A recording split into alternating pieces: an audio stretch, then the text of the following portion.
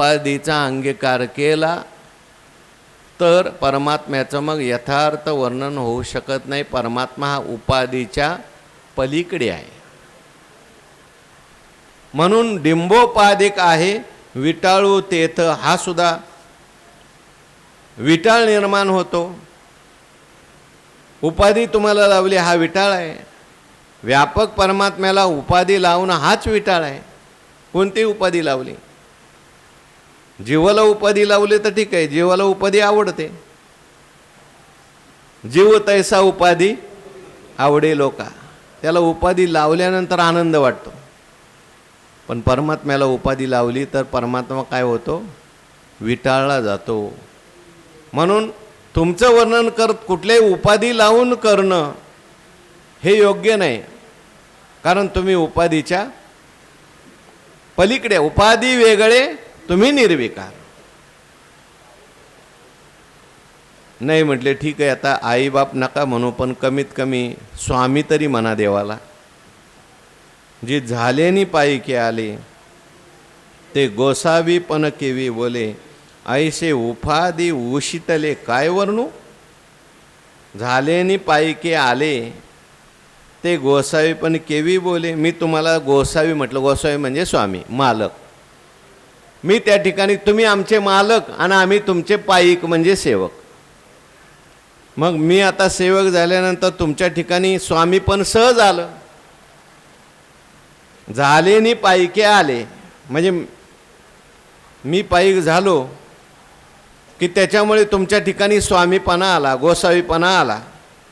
ते गोसावीपण केवी बोले, ते स्वामीपण सुद्धा मी कसं काय वर्णन करू. कारण हे सुद्धा स्वामीपण सेवकपण ऐसे उपाधी उशिटले काय वर्णू. ते उपाधीने उष्ट झालेलं आहे. उपाधी आली की ते काय होतं? परमात्मा तो उष्ट होतं. उष्ट होतं म्हणजे काय? संकुचित होतं. परमात्मा व्यापक आहे आणि परमात्म्याच्या ठिकाणी कोणतीही उपाधी लावली, जी उपाधी लावली झाला उष्टा परमात्मा. अहो देव उपाधी लावली, त्याला देव उपाधी सुद्धा उष्टी सहन होत नाही. कोणतीच उपाधी तिथे नाही. काहीच जेत नाही तो प्रकृतीचा भरता पाही. परमात्मा स्वरूप असं आहे की ते कुठलीच उपाधी तिथे नाही. असा असंग निर्विकार नित्य शुद्ध बुद्ध मुक्त परमात्मा आहे. आणि त्या परमात्म्याला वर्णन करत असताना तुम्ही स्वामी आहात, मी तुमचा सेवक आहे असं म्हटलं. स्वामी सेवक भावाने सुद्धा त्याला उपाधी निर्माण करणं, त्याच्या ठिकाणी द्वैत निर्माण करणं. उपाधी आली की काय होतं? द्वैत निर्माण होतं. उपाधीने परिच्छिन्न होता. आकाश आहे, आकाशाला तुम्ही घटाकाश म्हटलं, काय झालं? आकाश आकाश राहिलं का ते घटापुरतं मर्यादित झालं? आकाशाला तुम्ही मठाकाश म्हटलं, मर्यादित राहिलं. घटाकाशापुरतंच मर्यादित आकाश आहे, मठाकाशापुरतं मर्यादित आहे का? आकाश आकाश स्वरूप आहे, महाआकाश आहे, महाआकाश आहे ना. तसं चैतन्याला तुम्ही उपाधी लावली. जीव चैतन्य, ईश्वर चैतन्य, माया विशिष्ट चैतन्य, स्वामी चैतन्य, सेवक चैतन्य. स्वामी आणि सेवक ह्या काय आल्या? उपाधी आल्या. आणि त्या उपाधीने काय झालं? ते चैतन्य उष्ट झालं. ते उपाधियुक्त झालेलं चैतन्य आहे. तुमचं ते यथार्थ वर्णन नाही. म्हणून तुम्हाला स्वामी म्हणणं, मी सेवक म्हणणं, तू माझा स्वामी, मी तुझा रंक, पाहता न दिसे वेगळी. म्हणून शेवटी म्हणतात, मी तू पण जाऊ दे दुरी, एकची घोंगडे पांघरू हारी. एक घोंगड आहे, जसं आहे तसं राहू दे. त्या ठिकाणी उपाधी तुम्हाला तुमचं वर्णन करायचं, तुम्ही स्वामी मी सेवक, म्हणजे हे वर्णन उपाधीने उष्ट झालेलं तुमचं वर्णन आहे, उपाधीने युक्त तुमचं वर्णन आहे, सेवकाच्या स्वापेक्ष स्वामी. आणि उद्या सेवक नाही राहिला तर मग कोणाचा स्वामी? असा तो स्वामी आहे का?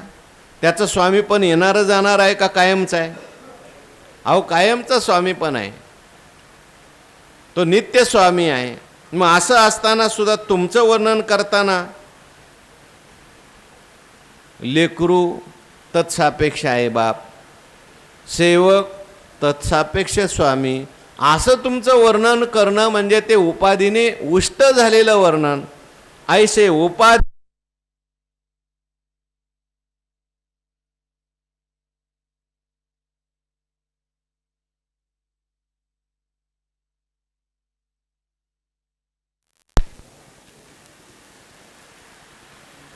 ठीक आहे. ज्ञानेश्वर महाराज, तुम्हाला हे वर्णन करूशी वाटत नाही ना? ह्या लौकिकातल्या उपाधी सोडून द्या, तुम्ही थोडेसं आध्यात्मिक उपाधी घेऊन वर्णन करा. परमात्मा आत्मा आहे, सच्चिदानंद रूप आहे, ब्रह्म आहे, असं वर्णन करायला तर हरकत नाही ना. नका त्याला मायबाप म्हणू, नका त्याला स्वामी सेवक म्हणू, स्वामी म्हणू. तो आत्मा आहे असं म्हणायला काय हरकत आहे? ते तरी परमात्म्याचं यथार्थ वर्णन होईल ना. परमात्म्याला आत्मा म्हटलं तर अहो आत्मा सुद्धा ज्ञानोबाराय म्हणतात, तरी आत्मा तू एक सरा, हेही म्हणता दातारा, तरी आतुल तू बाहेरा घापताशी. तुला आत्मा म्हटलं हे सुद्धा योग्य नाही. आत्मा म्हणलं की आत आला, तू बाहेर नाहीस का? का आतच आहे का बाहेर आहे? का आत आणि बाहेर दोन्ही आहे का दोन्ही त्याच्या ठिकाणी नाही? अहो आत बाहेर हा भेद आपल्या सापेक्ष आहे ना. वास्तविक परमात्म्याचं जे मूळ स्वरूप आहे तिथे आत नाही बाहेर नाही, व्यापक आहे. अगा आकाश के नाही,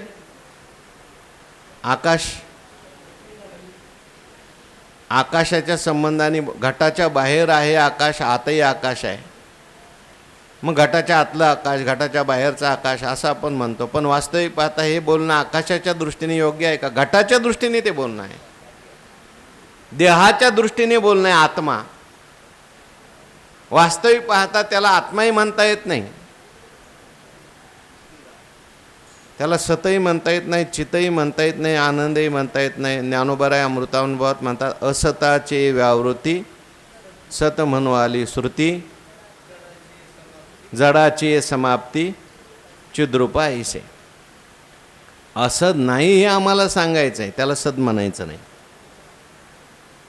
तो जड नाही म्हणून आम्ही त्याला चिद म्हटलं. आम्हाला चिद हे त्याचं नाव सांगायचं नाही. आम्हाला सद्रूप परमात्मा म्हणतात असं म्हणायचं नाही. वास्तविक पाहता सत चित आनंद हे सुद्धा शब्दच आहेत आणि कुठल्याही शब्दाचा परमात्मा विषय कधी होत नाही. हे नाही ह्याला अतद्व्यावृत्तीने शब्द वर्णन करतात. म्हणजे ज्ञानोबारायांनी अनुभव अमृतामध्ये म्हटले, बाप उपयोगी वस्तू शब्दू स्मरणदाने प्रशुद्धी विशदू किंवा ययाही संबंधू नाही येते का? किंबहुना शब्दू स्मरणदाने प्रशुद्धू परी ययाही संबंधू नाही येते, त्याचा सुद्धा संबंध नाही. शब्दाचं खूप वर्णन केलं अगोदर, शब्दाला चढवलं का? परमात्म्याचा साक्षात्कार शब्दच करून देतो. शब्दा वाचून होत नाही, पण शब्दाने होत नाही. शब्दा वाचून होत नाही, पण शब्दाने होत नाही. शब्द अलीकडे राहतो. शब्द फक्त अज्ञान घालवायचं काम करतो, अविद्या निवृत्तीचं काम करतो. मी देह आहे ही वृत्ती घालवण्याकरता आणलेली वृत्ती आहे. मी ब्रह्म आहे. ती काही ब्रह्माला प्रकाशित करते का? मी ब्रह्म आहे वृत्ती ब्रह्माला प्रकाशित करते का? ब्रह्म अगोदर प्रकाश रूप आहे. म्हणून जरी आत्मा तू एकसरा हेही म्हणता दातारा, तरी आतुल तू बाहेरा घापताशी. तुला आत्मा जर म्हटलं,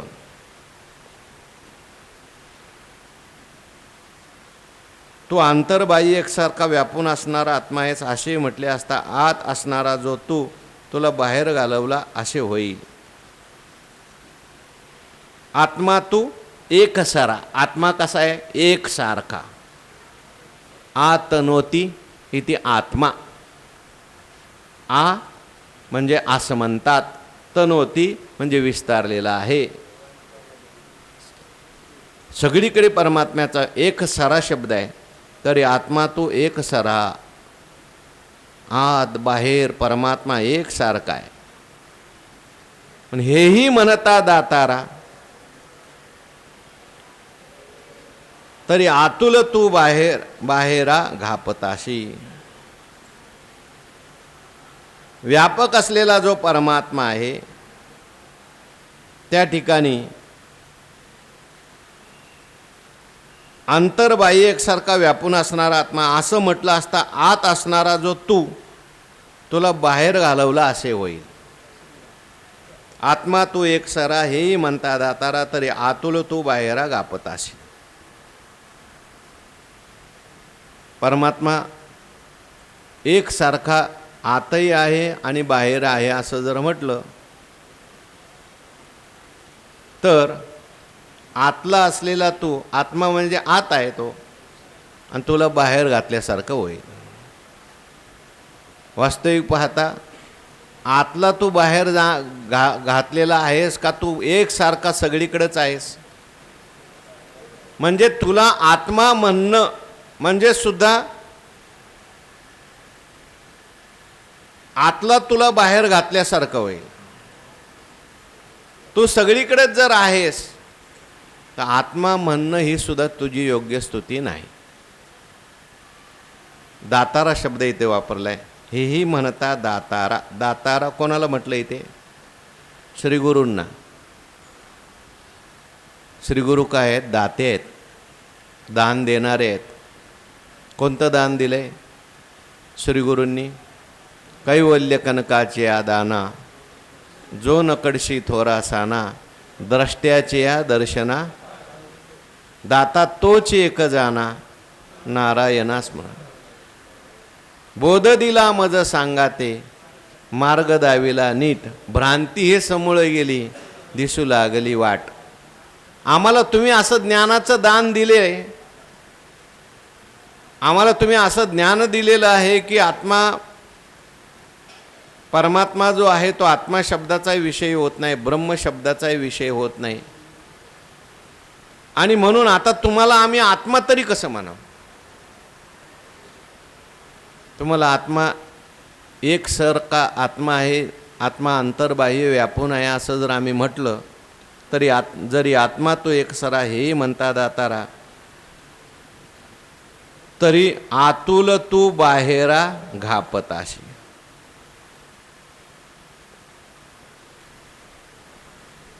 स्वतः सिद्ध असलेला तू तुझ्यामध्ये पुन्हा आत आणि बाहेर हे द्वैत निर्माण केलंच ना. वास्तविक पाहता आत आणि बाहेर तुझ्यामध्ये आहे का?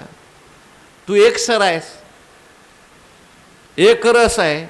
असं असताना तुझ्यामध्ये तुला आत्मा म्हणणं,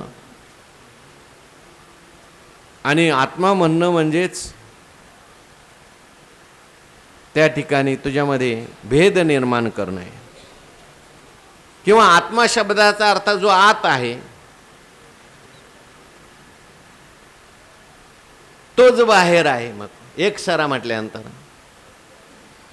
मग आत जो आहे तुला बाहेर घालण्यासारखं होईल. वास्तविक पाहता तू आत आणि बाहेर दोन्ही ठिकाणी आहे, पण तुला आत्मा म्हटल्यामध्ये फक्त आत घेतलं, मग बाहेर कोण आहे? तुला बाहेर घालवायचं आहे का तू बाहेर आहेच आहे? म्हणजे तुला आत्मा म्हणणं योग्य नाही. आत्मा शब्दाने असाही अर्थ घेऊ शकतो, आत्मा म्हणजे देहाच्या आत असलेला.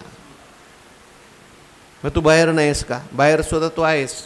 म्हणून आत्मा शब्द म्हणून सत्यची तुझ लागी, स्तुती न देखो जी जगी, मौना वाचोनी लेण्या अंगी सुसीनामा, म्हणून सत्यची तुझ लागी,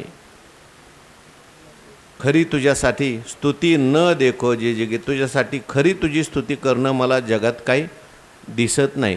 तुझी स्तुती करावी का न करावी, तुझी स्तुती कशी करावी, स्तुतीला कोणते शब्द आणावे हे मला दिसत नाही. मला स्तुती तुझं करावी कळत नाही, किंवा स्तुतीसाठी योग्य शब्द दिसत नाहीत.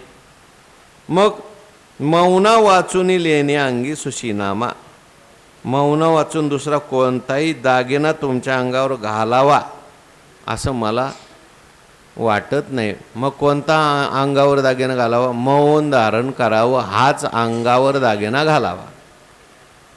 मौन गा राशी तुझे नाव, ते रामायणामध्ये योग वशिष्ठामध्ये रामप्रभूंनी वशिष्ठ ऋषींना सांगितलं, मला ब्रह्म उपदेश करा, आत्मज्ञानाचा उपदेश करा. एका शांत ठिकाणी प्रभू रामचंद्रांना घेऊन गेले. वशिष्ठ ऋषी समोर बसवलं.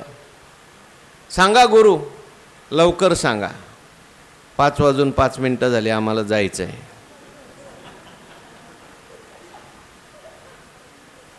गुरु त्या ठिकाणी बसले, काहीच बोले नाहीत, मौन. 5 मिनटं झाली, 10 मिनटं झाली, अर्धा तास झाला, 1 तास झाला, गुरु काहीच बोलत नाही. आता शेवटी रामप्रभूंना राहवलं नाही. म्हणले, अहो गुरु, मी सगळं सोडून आलोय, तुम्ही सांगा ना मला देवाविषयी काय, परमात्म्याविषयी. म्हणे आत्तापर्यंत देवाविषयी सांगितलं. काय सांगितलं? काहीच बोलले नाही. अहो काहीच न बोलणं हे त्याच्याविषयी काय आहे? बोलणं आहे. जे बोललो ते त्याच्याविषयी नव्हतं. म्हणून मौन, मौना वाचून लेणे अंगी सुसीना मा. दुसरं मौना वाचून त्या ठिकाणी दुसरं त्याची स्तुती करण्याकरता दुसरा मला दागिना सुचत नाही. म्हणून मी आता मौन धारण करतो. पुंडलिक वरदा हरी विठ्ठल श्री ज्ञानदेव तुकाराम. विठ्ठल विठ्ठल विठ्ठल विठ्ठल. पुंडलिक वरदा हरी विठ्ठल श्री ज्ञानदेव तुकाराम. सद्गुरु जोग महाराज की जय.